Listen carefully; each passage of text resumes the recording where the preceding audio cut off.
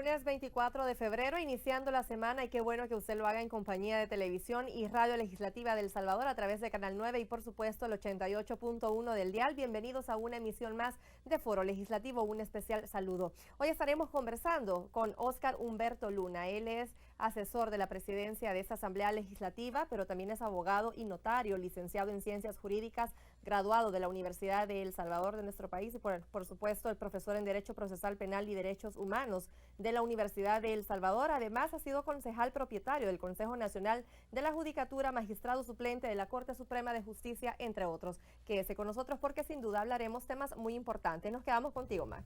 Gracias, Eugenia, y gracias a usted, amigo televidente, que continúa en sintonía de Foro Legislativo a través de la señal de Canal 9 y a través del 88.1 FM de Radio Legislativa. Doctor, muy buenas tardes, un placer enorme tenerlo en este set. No, muchas gracias, le agradezco muchísimo por la invitación y un saludo para todos los amigos y amigas que están viendo este programa a esta hora de la mañana. Es un gusto estar con ustedes.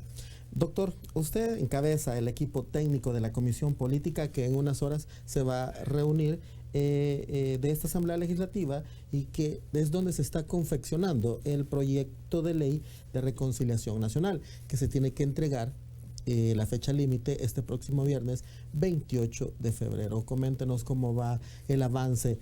Usted ha sido el mediador en todas pues estas consultas que se han hecho a nivel nacional con distintos sectores, y por su vasta experiencia como ex procurador para la defensa de los derechos humanos en nuestro país, pues creo que fue acertada la decisión de encargarle este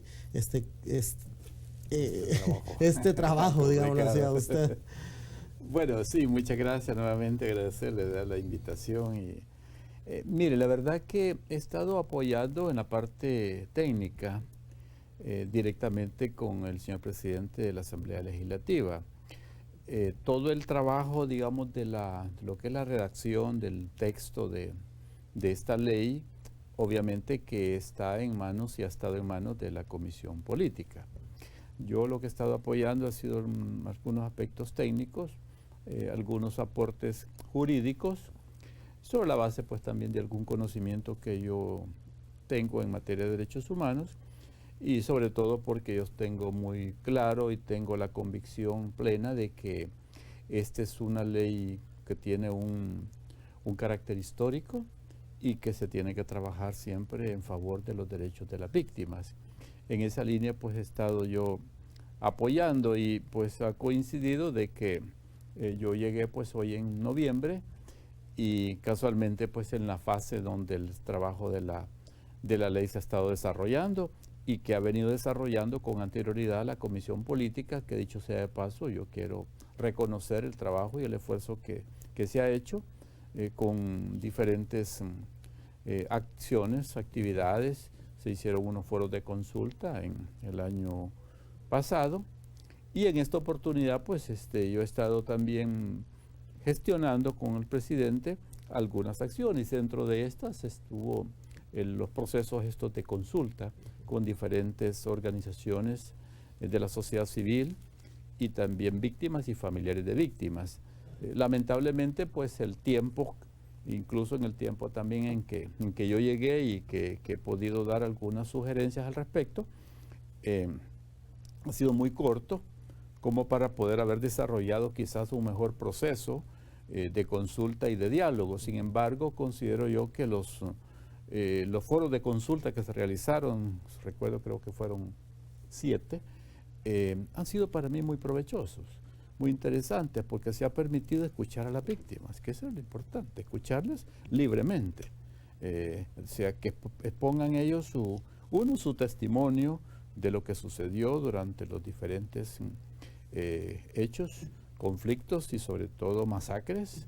Ellos lo han expuesto de manera muy espontánea, y también han hecho propuestas, y han hecho propuestas también organizaciones de derechos humanos y de víctimas, que han llegado también a los foros y que han hecho propuestas no solo de manera verbal, sino que también por escrito. Entonces creo yo que los foros sí han tenido pues una importancia y de alguna manera constituyen insumos para la elaboración del texto de la ley. Sí, El texto de la ley tendrá que entregarse a más tardar el próximo viernes. Sí, el plazo ¿de es acuerdo? el 28. De tal suerte que tiene que entregarse esta semana. Ya la Comisión Política, como digo, es lo que tiene la última palabra, ya en su aprobación y en su contenido que debe de llevar la ley, sobre todo respetando, por un lado, la sentencia de la Sala de lo Constitucional y por otro lado, tomando en cuenta recomendaciones de organismos internacionales que son los que tienen que ver con el derecho internacional de los derechos humanos y también con el derecho internacional humanitario. Entonces, esos estándares internacionales tienen que considerarse en el diseño ya final de la ley.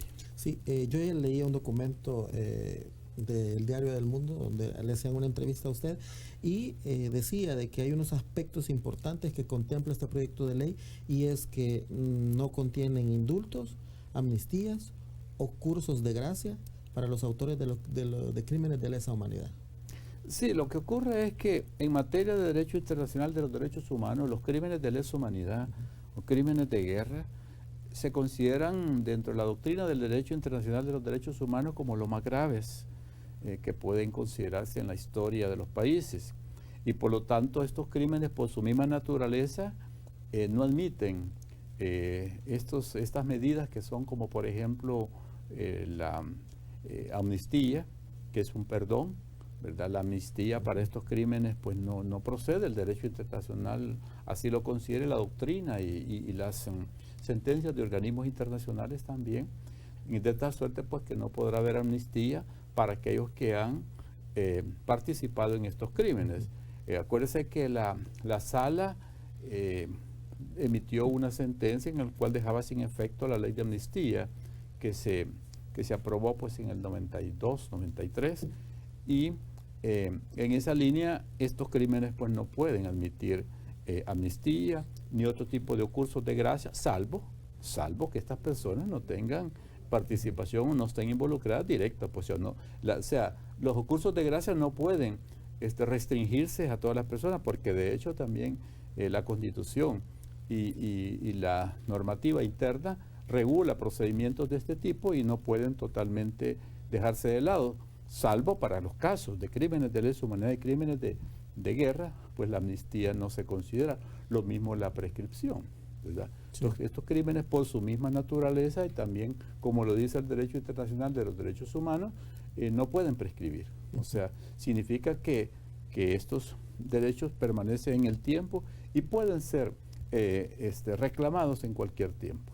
Sí, y el tema de las penas carcelarias, ¿cómo queda en un documento? El tema es muy fuerte, doctor. Sí, el tema de las penas tiene, hasta donde yo tengo conocimiento, hay una regulación que hasta se ha estado planteando, pero más que, digamos, penas de prisión, que de alguna manera pues también tienen que regularse, va orientado más al tema de reparaciones. ¿Verdad? Porque también la reparación es importante en todos los aspectos. Las reparaciones creo que son los que constituyen quizás uno de los aportes más significativos que tienen que ver con la memoria histórica, que tienen que ver con todo tipo de reparaciones, tanto personales como de tipo colectivo, y sobre todo todo lo que son todo aquello que tiene que ser con garantías de no repetición, y todo lo que tiene que ver con lo de memoria histórica, verdad, justicia. Entonces hay una serie de medidas reparatorias que la sala las ordena, que tienen que estar reguladas, y hasta donde yo tengo conocimiento pues se lleva es decir, se ha estado planteando en algunos documentos que se han preparado, documentos orientados a eso, a que las medidas de reparación realmente estén contenidas y que al final pues también su cumplimiento y su vigencia será responsabilidad también del Ejecutivo. A su juicio, doctor, ¿qué es lo importante? Porque mucha gente puede decir, sí, hay gente que dice, no me importa, solo quiero conocer quién fue el que ordenó tal hecho, o hay gente que dice, no, sí, tienen que pagar. ¿Qué es lo importante aquí, doctor? ¿Qué necesita en este momento nuestra sociedad para poder subsanar, dejar esa página, no olvidarla, Sí, sino claro. que darle vuelta a la página? Pues mire, la verdad que lo importante es porque de alguna manera con la ley, en primer lugar, se le está dando cumplimiento a una sentencia. Ujú. Las sentencias de los tribunales constitucionales son, se les dice erga omnes, o sea, son de obligatorio cumplimiento. Toda sentencia, cualquiera que sea su sentido, su naturaleza, su contenido jurídico, fáctico, etcétera, y el efecto social o político que pueda causar una sentencia de la Sala de lo Constitucional son obligatorias. Y cuando la Sala ordena diseñar o elaborar una ley de reconciliación nacional, pues primero que hay que cumplir. Segundo, que con eso se está dando una respuesta a las víctimas de los graves hechos sucedidos durante el conflicto armado que vivió El Salvador, de los años 80 al 92. Eso creo que es lo importante, porque las víctimas de alguna manera, históricamente, y esto sí pues se tiene que decir, históricamente a las víctimas en este país se les negó el derecho a la verdad, el derecho a saber, ¿verdad? Y el derecho a la justicia y el derecho a la reparación. A las víctimas jamás se les ha reparado en los grandes crímenes que han sucedido en este país.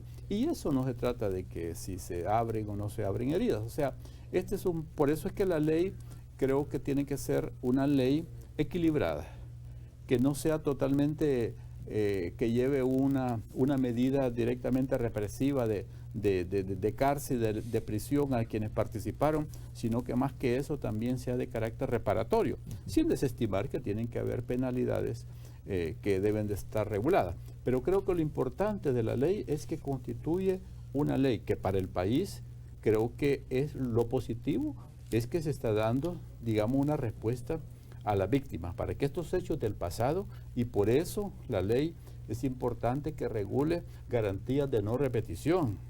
Porque si nosotros que hemos vivido la guerra, muchos jóvenes no la han vivido, porque hay gente que ha estado opinando y no ha vivido la guerra, no sabe lo que fue la guerra, no sabe lo que fueron las medidas de represión que en este país se dieron, ¿verdad? De represión, de tortura, de captura, de desaparecimiento. Entonces, eso no puede tampoco quedar totalmente en el olvido. Entonces, creo que la ley sí tiene una finalidad de carácter reparativo, pero sobre todo para que se pueda determinar justicia, reparación, ¿verdad? Justicia, verdad, reparación y garantías de no repetición. En todas estas consultas que usted ha estado presente, ¿se han recopilado insumos que van a ser básicos para la conformación de esta normativa, doctor?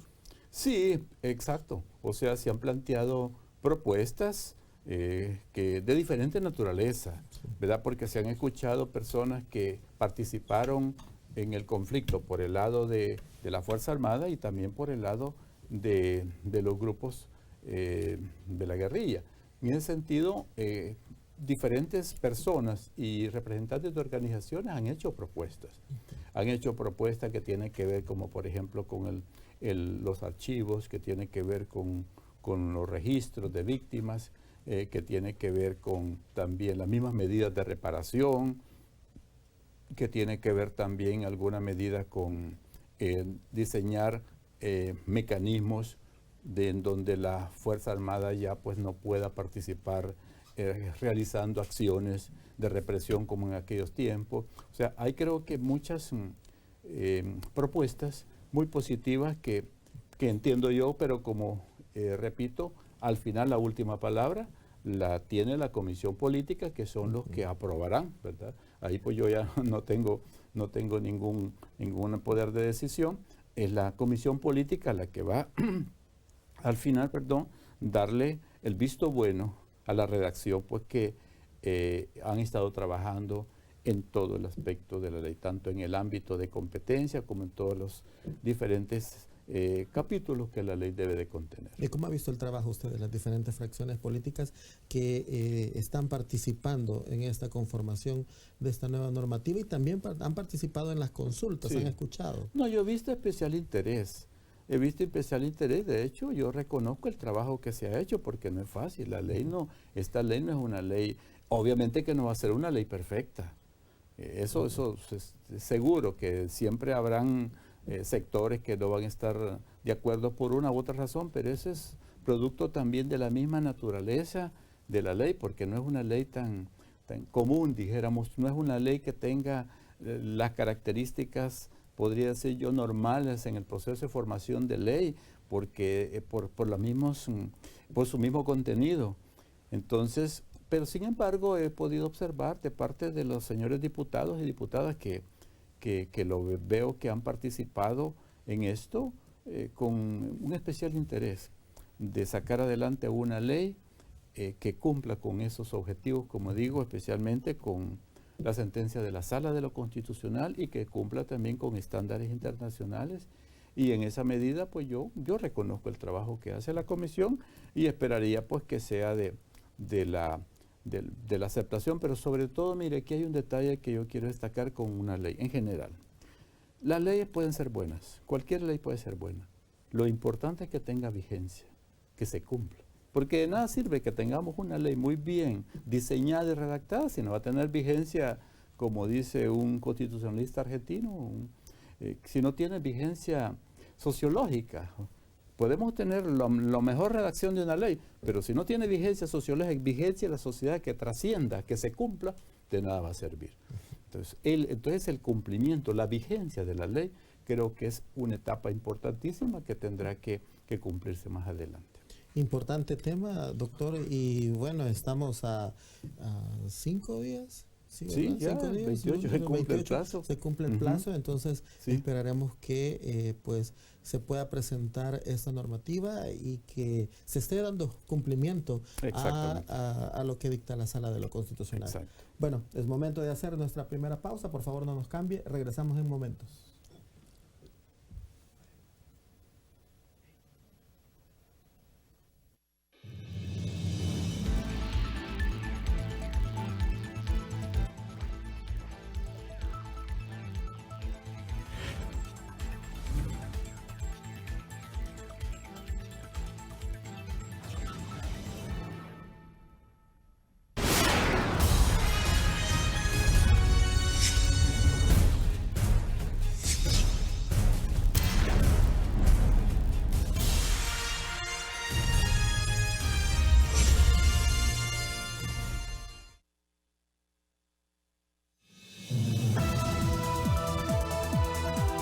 Estamos listos en esta mañana para iniciar con su entrevista matutina Foro Legislativo, donde le damos a conocer en detalle todo el trabajo de los legisladores y las opiniones de los diversos grupos parlamentarios.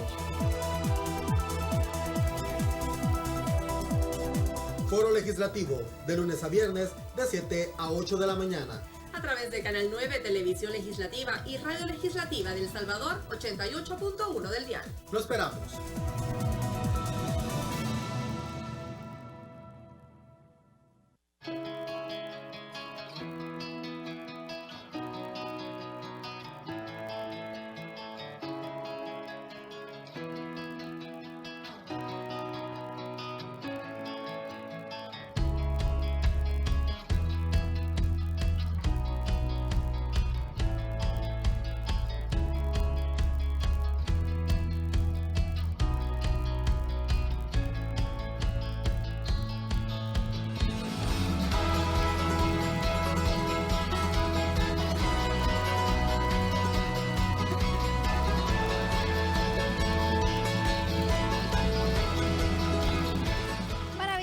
República de El Salvador.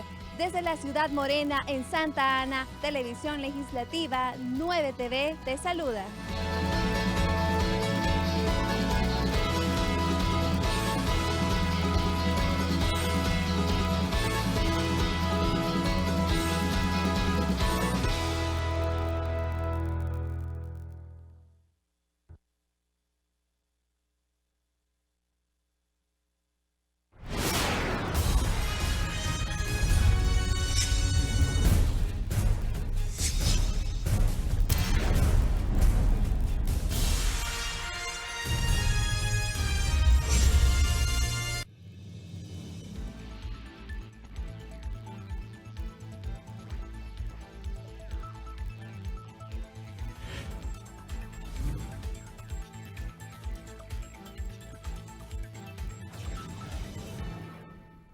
Gracias por continuar con nosotros en este lunes. Esto es Foro Legislativo para Radio y Televisión Legislativa de El Salvador. Estamos conversando con Humberto Luna. Él es el asesor de la presidencia de esta Asamblea Legislativa y hemos estado hablando sobre el trabajo que se ha estado realizando desde la Comisión Política, que tienen en mesa un tema muy importante, y es que como parte de la apertura a la participación ciudadana, esta comisión pues realizó bastantes foros destinados a obtener insumos que permitan la construcción de una normativa de reconciliación nacional. Entre ellos pues recibió a excombatientes del Frente Farabundo Martí, también a la Fuerza Armada del Salvador, quienes se sumaron pues a estas consultas para una ley de justicia transicional y restaurativa para la reconciliación nacional. El próximo 28 de este mes pues ya se agota el tiempo para presentar este proyecto de ley. A ver, vamos a estar muy pendientes qué es lo que se da en esta comisión política. Hoy está convocada en pocos minutos a las 9 puntos en un hotel capitalino. Vamos a ver qué pasa al respecto. Continuamos contigo, Max. Gracias, Eugenia, y gracias a usted, amigo televidente y radio escucha, que continúa en sintonía de Foro Legislativo a través del Canal 9 y a través de la señal del 88.1 FM de Radio Legislativa. Doctor, otro tema muy importante y que también está, pues, el derecho a la vida es un derecho fundamental de todo ser humano. Pero en nuestro país el tema de los homicidios continúa golpeando a la familia salvadoreña. El tema de homicidios, las desapariciones forzadas. Este año se cumplieron 28 años de la firma de los acuerdos de paz y bueno, al parecer continuamos en algo que no está declarado como una guerra, pero sí, las pandillas pues están golpeando mucho a la familia salvadoreña. Sí, mira, el tema de seguridad ha sido uno de los temas pues más complicados en los últimos años, y yo particularmente lo he señalado que parte de las fallas en materia de seguridad es porque las políticas públicas no han dado los resultados esperados. Y en esa medida, cuando hablo yo de políticas públicas, quiero referirme al trabajo que deben y están obligados a realizar todas las instituciones que tienen que ver en materia de seguridad, especialmente en el sector justicia. Yo siempre he dicho que es bueno realizar quizás un trabajo de revisión, pero de carácter integral, de las instituciones para ver dónde está la falla. No obstante, quiero reconocer que en el actual gobierno ha habido una disminución en cuanto a la comisión de hechos delictivos, y creo que también ha sido gracias al esfuerzo que ha hecho este gobierno, ¿verdad? No obstante, siempre pues se siguen cometiendo homicidios, se siguen cometiendo extorsiones y otro tipo de delitos que son producto también de las crisis estructurales de los países, porque el problema de delincuencia tiene que verse también causas estructurales. Tiene que ver con pobreza, tiene que ver con marginación, tiene que ver con educación, tiene que ver con falta de empleo, tiene que ver con migración, etcétera. Entonces, cuando no se satisfacen una serie de derechos sociales y reclamación colectiva de la población, es cuando a veces también ese tipo de situaciones y crisis van generando también delincuencia. Pero es importante revisar cuál es el trabajo directamente de las instituciones creadas para garantizar orden, seguridad pública, como es la Policía Nacional Civil. Revisar el rol también de la Fuerza Armada, que la Fuerza Armada está realizando un rol de acompañamiento en tareas de apoyo, porque la Fuerza Armada no es la institución que constitucionalmente le corresponde a la seguridad pública. Está bien que se utilice la Fuerza Armada, pero quien tiene la responsabilidad es la policía, no la Fuerza Armada. Pero también se debe revisar quizás a lo mejor un marco legal, o sea, el rol de la misma Fiscalía General de la República. Se tiene que revisar todo lo relativo al trabajo que desarrollan los centros penales y también hasta el sector de justicia. Y revisar el marco legal con el que tenemos. Creo que si revisamos y ponemos dentro de un mapa, ver dónde puede estar la falla, creo que podría de alguna manera mejorarse. Pero es importante revisar las políticas de seguridad, porque se tiene que trabajar más en la prevención, se tiene que invertir más en educación, se tiene que trabajar más en el respeto a los derechos fundamentales, se tiene que trabajar más en una cultura de respeto a la Constitución, al orden constitucional, para que eso no cree en alguna medida alguna descomposición social. Creo que el tejido social es importante revisarlo para que los sectores sociales de alguna manera se integren, pero hay que crear condiciones favorables. Por ejemplo, ¿por qué la gente quiere emigrar a otro lugar? O sea, porque no hay condiciones a lo mejor favorables. Y no solamente condiciones económicas, sino que también de seguridad. Y eso nos lleva ¿a qué? A los desplazamientos internos y desplazamientos externos. Porque hay dos tipos de desplazamiento. El desplazamiento interno es que la gente dentro del mismo país se mueve de un departamento a otro por cuestiones de seguridad. El desplazamiento externo que se vaya para otro país. Entonces todo eso de alguna manera es producto de las crisis que hay en el sistema. Sin embargo, yo reitero, reconocer el trabajo que se está haciendo porque sí, creo que se ha mejorado bastante y lo importante es que la población sienta confianza, que se necesita confianza ciudadana en las autoridades de nuestro país. Y yo creo que ahí que a la Policía Nacional Civil se le debe de reconocer, se le debe de apoyar. Es una institución creada por los acuerdos de paz, que debemos de cuidarla, pero hay que apoyarla, pero hay que también estimularla. Hay que mejorarle sus condiciones a la policía, no solamente de equipo, sino que condiciones personales, salariales, prestaciones sociales, porque es lo que realizan el trabajo de seguridad en el campo. Y creo yo que eso es bueno que se le ponga atención. Yo estoy de acuerdo que hay que comprar equipo, chalecos, cascos y todo lo que usted quiera, pero sus condiciones y prestaciones sociales, salariales al policía creo que deben de mejorarse, que es parte también como una forma de estimular el trabajo en materia de seguridad pública. Y también desde esta Asamblea Legislativa, doctor, se le está apoyando a todas esas instituciones y aún al gobierno también se le apoya. Yo he observado en el poco tiempo que tengo de estar acá y bueno, desde fuera de la Asamblea, que en alguna medida se han estado apoyando refuerzos presupuestarios, préstamos que ha solicitado el Ejecutivo en materia de seguridad. ¿Cómo los administra, cómo los ejecuta? Eso no puedo dar fe yo de eso, pero creo que sí. Y lo último que ha estado solicitando, estos 109 millones, tengo entendido que están en un proceso de revisión para su aprobación. Entonces creo que sí. Pero aquí lo importante, ya que usted menciona, esto es que los tres órganos del gobierno, como lo dice el artículo 86 de la Constitución, deben trabajar de manera coordinada. Esa figura que tiene que ver con un principio fundamental, que es el principio de separación de órganos o de poderes, es fundamental. Los tres órganos de gobierno deben de trabajar independientes y con sus propias competencias, pero de manera coordinada. En ese sentido creo yo que la Asamblea Legislativa con el Ejecutivo deben de trabajar coordinadamente, lo mismo con el Judicial. Porque eso es lo que conforma un verdadero Estado constitucional de derecho. Un Estado de Derecho se puede romper si no se respeta ese principio de separación de poderes. Entonces yo creo que este préstamo de 109 tiene que dársele también su tiempo. Entiendo que tampoco no se trata de dilatarlo de una manera deliberada, sino que lo necesario y que se siga apoyando, ¿verdad? Se siga apoyando, obviamente que el Ejecutivo tiene también que demostrar o justificar la inversión del dinero que se va a utilizar producto de estos préstamos. Pero sí yo creo que la decisión legislativa tiene que dársele al Ejecutivo con los tiempos necesarios, ¿verdad? Con los tiempos necesarios, sin que hayan presiones, para evitar también de alguna manera que haya alguna confrontación entre órganos que creo que al final al país no le beneficia en nada. Doctor, 28 años de la firma de los acuerdos de paz se cumplieron en este 2020. En materia de derechos humanos, ¿cómo estamos, doctor? ¿Hemos avanzado? ¿Estamos atrasados? ¿Retrocedimos? En cierta medida creo que ha habido un estancamiento en materia de derechos humanos. En otras ha habido bastante retroceso. Creo que las mismas instituciones creadas producto de los acuerdos de paz, como la misma Policía Nacional Civil, la Procuraduría para la Defensa de los Derechos Humanos, creo que ha tenido retrocesos.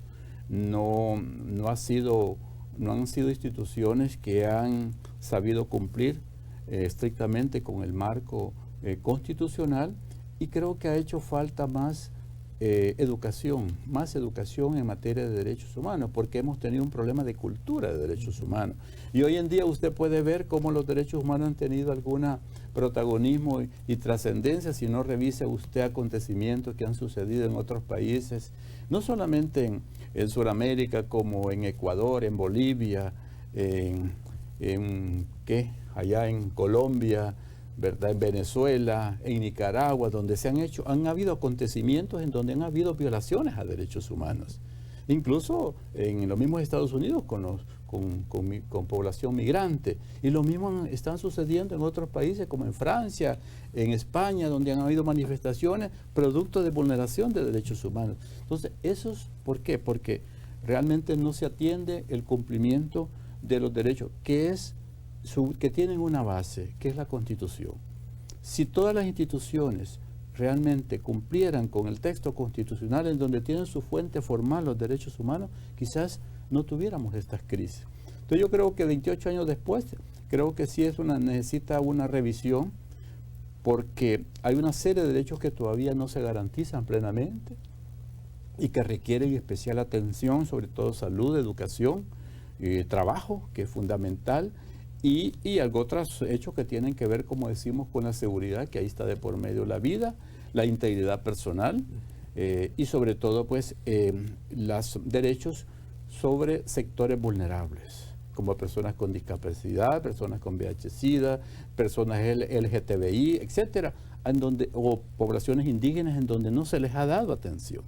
Fíjese usted que a veces la orientación en el reconocimiento de derechos va siempre sobre los mismos sectores, pero nos olvidamos de los sectores vulnerables en este país, de la niñez, etcétera. Entonces yo creo que en esa medida creo que sí nos hace falta mucho en materia de derechos humanos. Sí, doctor, y también es bien importante, y quiero darle paso a esto en cuanto a que usted se ha dedicado a recopilar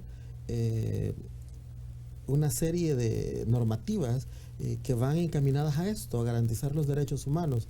Y usted ha escrito un libro, bueno, son 2 tomos de un libro en el cual usted, como ya lo decía, recopila toda esa información. Si nos puede detallar un poco sobre su libro de derechos humanos, doctor. Sí, gracias.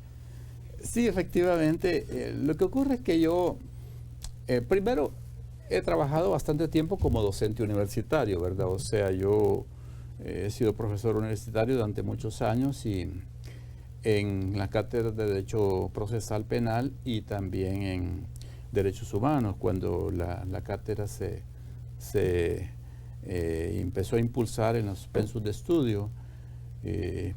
Y luego, con alguna experiencia que he tenido también en algunas instituciones, como el Consejo de la Judicatura, en la PDH, en la Procuraduría, que me ha permitido conocer procedimientos incluso no solamente internos, sino que a nivel internacional. Eso me permitió escribir sobre derechos humanos. Yo tuve la suerte y la oportunidad, y agradezco siempre a Colatino, que me dio la oportunidad de escribir un artículo todos los lunes que se llamaba Hablemos de Derechos Humanos. Y luego después publiqué un libro, estando ya de procurador, pero es un libro como Oscar Luna, no propiamente como procurador. Es un libro que se llama Curso de Derechos Humanos, Doctrina y Reflexiones, donde recopilo prácticamente aspectos elementales, básicos de derechos humanos. Ese libro se publicaba, pero se regalaba. Ese libro lo regalé, incluso tuve el apoyo hasta del Instituto Interamericano de Derechos Humanos, que me apoyó con varios textos. Bueno, pero a raíz de eso yo decidí ampliar el contenido de aquel libro y he escrito que contiene 2 tomos. Es un libro estrictamente de carácter pedagógico. La Constitución obliga a todos los centros educativos, públicos o privados, civiles o militares, obliga la enseñanza de los derechos humanos. Es el artículo 60 de la Constitución. O sea que hay una obligación de enseñar derechos humanos. Y normalmente en los centros educativos como que no tenemos un texto básico de derechos humanos. No porque yo lo haya escrito, pero este es un texto completo. Tiene 7 grandes temas, aspectos generales de los derechos humanos, toda una teoría general con un lenguaje sencillo, con preguntas de reflexión, con el apoyo de lo que es el derecho constitucional en cada tema, derecho internacional y el derecho interno.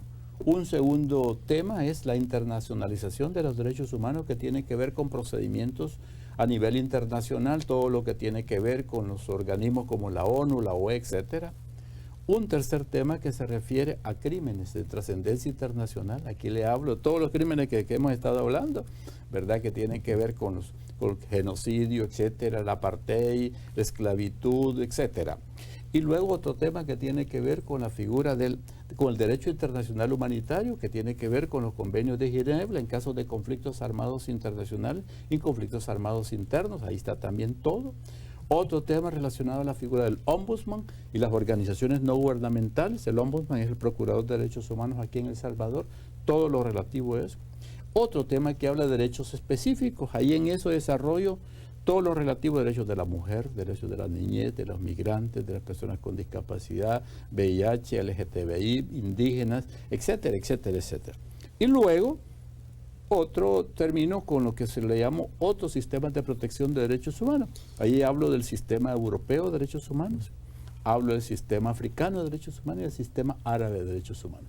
Entonces el libro es bien completo. Como le digo, es una herramienta pedagógica para el estudio y la enseñanza de derechos humanos. Claro, lo único que este libro ya no lo regalo, sino que lo tengo a la venta, ¿verdad? Pero pues tiene un precio accesible para estudiantes y profesionales y lo que quiera pues adquirirlo. Entonces sí, pues es un esfuerzo académico que he hecho con el afán de contribuir, como le digo, para el conocimiento y el estudio de los derechos humanos, porque el lenguaje es elemental. Yo aquí no ando con un lenguaje tan sofisticado, sino que es para que sea comprensible su lectura. Y realmente no porque yo lo he escrito, pero así lo es. Tiene refuerzo de apoyo de sentencias de la Sala de lo Constitucional, sentencias de organismos internacionales, Comisión Interamericana, Corte Interamericana, Tribunal Europeo de Derechos Humanos o Corte Penal Internacional. Tiene también, está apoyado en eso. Y en cada tema que usted lee, yo le pongo qué es lo que dice la Constitución de ese tema, qué es lo que dice el derecho internacional de ese tema y qué es lo que dice el derecho interno de ese tema. Entonces, de alguna manera, pues he estado promoviéndolo con algunas dificultades de tiempo porque no me ha quedado mucho tiempo, pero sí, pues está pues a disposición para quienes quieran adquirirlo, pues con el mayor gusto. ¿Cuánto tiempo le llevó, doctor, terminar de escribirlo? Sí. Pues fíjese que bastante. Ya no lo volviera a hacer,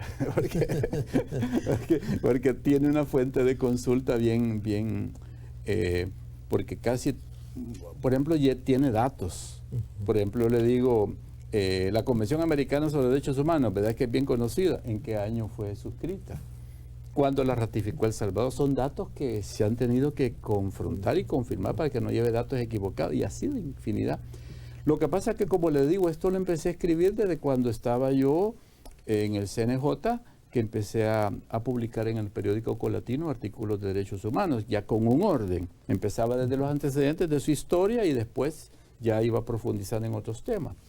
Pero sí ya lleva pues varios años, y en los últimos años que me dediqué pues a darle forma a lo que ya tenía, el material que ya tenía, porque le digo que el 90% de la bibliografía que aparece acá, el 90% de esa bibliografía yo la tengo en mi poder. Ajá. Doctor, si alguien está interesado en este libro de 2 tomos, ¿dónde lo puede encontrar? Bueno, si alguien está interesado, yo pongo a disposición primero pues mi correo electrónico, que es lunoscar.humberto@gmail.com. Ese es mi correo electrónico.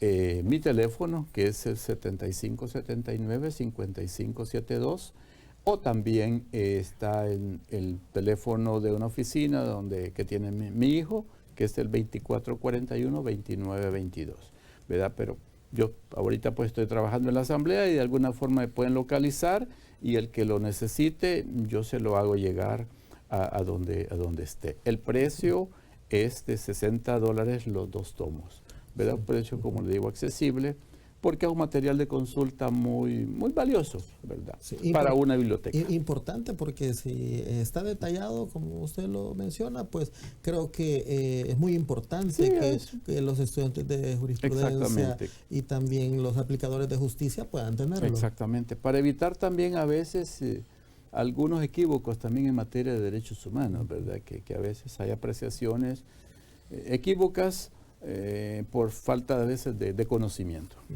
Perfecto, 8:55. Doctor, yo le agradezco mucho el haberme acompañado esta mañana en Foro Legislativo. Espero volverlo a tener en una nueva invitación para que hablar de muchos más temas. No, gracias a usted, le agradezco muchísimo la invitación, a los amigos que nos han visto y los que ven este programa, decirles que hay que confiar en el trabajo legislativo. Para mí es muy importante. Como órgano de gobierno podrá tener sus dificultades, sus problemas, sus fallas, como todos lo tienen, pero debemos de darle un voto de confianza y contribuir a colaborar a que las atribuciones del órgano legislativo también se desarrollen de la mejor manera, y en eso creo que todos los salvadoreños estamos obligados a apoyarlo y dar aportes necesarios y de alguna manera legitimar el trabajo que se hace. Yo pues agradezco la invitación y estoy para servirles en lo que pueda, con mucho gusto. Gracias. Y gracias a usted, amigo televidente y radio escucha, que ha estado en sintonía de Foro Legislativo a través de la señal de Canal 9 y a través del 88.1 FM. Yo los espero mañana en una nueva emisión de Foro Legislativo. Vamos con Eugenio. Gracias, Max. También gracias al doctor Humberto Luna por habernos acompañado esta mañana a través de Foro Legislativo. Así es que ya lo sabe, $60 los 2 tomos del libro de Derechos Humanos del doctor. Y bueno, usted puede contactarlo a través de oscar.humberto@gmail.com y al 2241-2922. Respecto a seguridad, que hemos estado hablando, este tema muy importante, él avala el trabajo que ha realizado el gobierno hasta el momento, pero también dice que falta trabajar en prevención, en educación y por supuesto los 3 poderes del Estado, trabajar en una completa coordinación. Así finalizamos Foro Legislativo en esta mañana, muy pendientes porque la Comisión Política está convocada ya en pocos minutos a las 9 en punto.